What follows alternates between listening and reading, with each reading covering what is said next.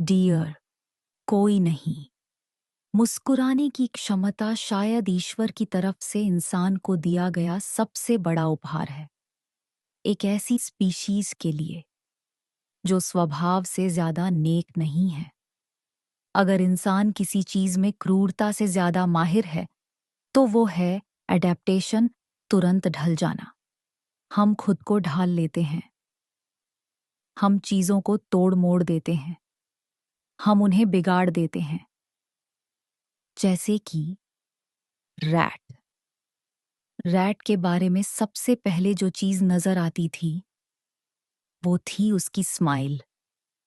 Lips के कोने सामान्य ढंग से ऊपर उठते थे, ऊपर के दांत सफेद और सधे हुए, नीचे के टेढ़े, हल्के पीले। सब कुछ एक नॉर्मल स्माइल जैसा ही लगता था। लेकिन फिर उसकी आंखों में देखो, वहां एक उन्मत्त घमंड नाचता रहता था। एक ऐसा घमंड जो हर चीज को बिगाड़ देता था। जो मुस्कान नॉर्मल लग सकती थी वो अचानक चिकनी, गंदी, बेचैन करने वाली हो जाती थी। और यह एरोगेंस सिर्फ उसकी आंखों तक सीमित नहीं थी, वो पूरे अस्तित्व से अपनी सुपीरियॉरिटी दर्शाता था। अपने बैठने के ढंग से, अपनी मौजूदगी से, अपनी एनर्जी से। उसके भीतर कुछ भूखा था, बेहद भूखा। अब आप पूछ सकते हैं, एक कैफे में बैठे आदमी का भूखा होना क्या गलत है? सवाल सही है, लॉजिकल भी। लेकिन रैट की भूख सिर्फ खाने तक सीमित नहीं थी। रैट ओकवुड बुक कैफे का स्थायी हिस्सा था। हमारे यहां काफी रेगुलर ग्राहक थे। लेकिन रैट सिर्फ नियमित ही नहीं था, वो ऑब्सेसिवली रेगुलर था। हर सुबह जैसे ही क्लोज्ड का बोर्ड ओपन में बदलता, वो भीतर होता। सप्ताह के 7 दिन सुबह 10:30 से दोपहर ठीक 3:45 तक। न 1 मिनट पहले, न 1 मिनट बाद। उसके पास दर्जन भर से ज्यादा महंगी कार्स थीं। BMW, मर्सिडीज, पोर्शे, बेंटले, यहां तक कि फैंटमर हमर भी। वो हमेशा आलीशान गाड़ी लाता, और वही पार्किंग स्लॉट जो खास तौर पर उसके लिए रिजर्व्ड रखा जाता था, वहीं पार्क करता। वो खुद ड्राइव करता था। जाहिर है, ड्राइवर होता तो उसका प्रदर्शन फीका पड़ जाता।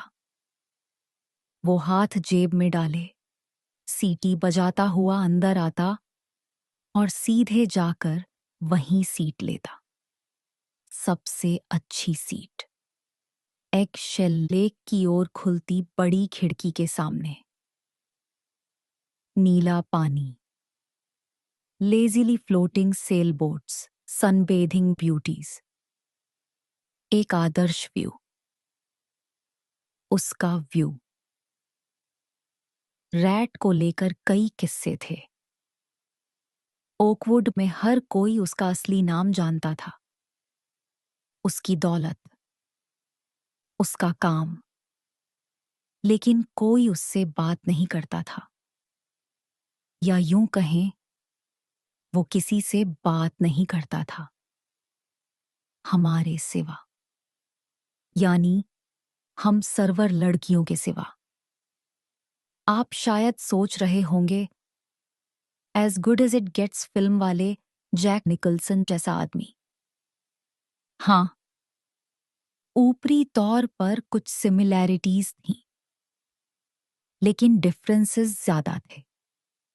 जैक का किरदार नारियल जैसा था, बाहर से सख्त, अंदर से नरम। रैट वो नारियल था जो अंदर से सड़ चुका हो, तोड़ो तो बदबू बेहोश कर दे।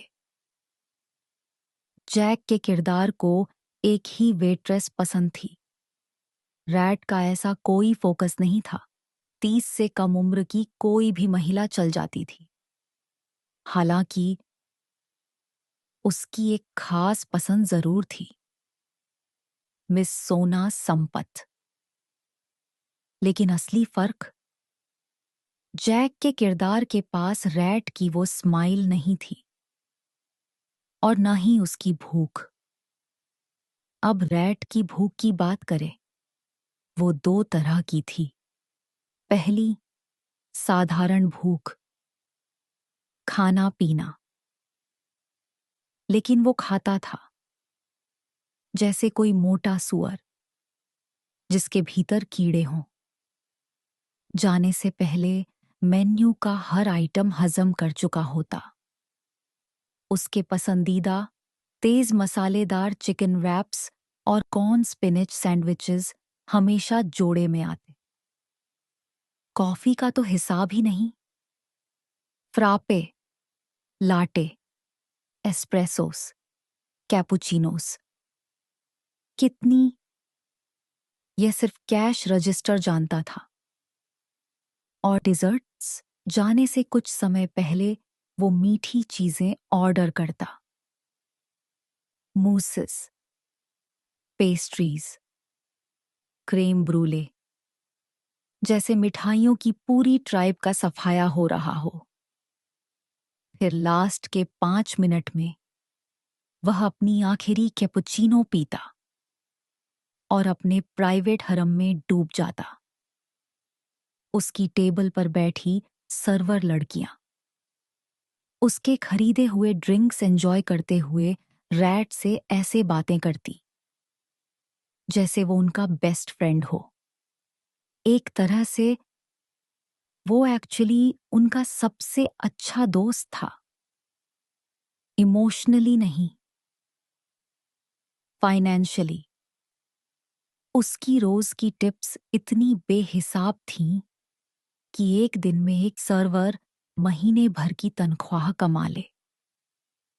पोर्ट एंड्रियास की लड़कियां वाइट कॉलर जॉब्स छोड़कर ओकवुड आने लगी।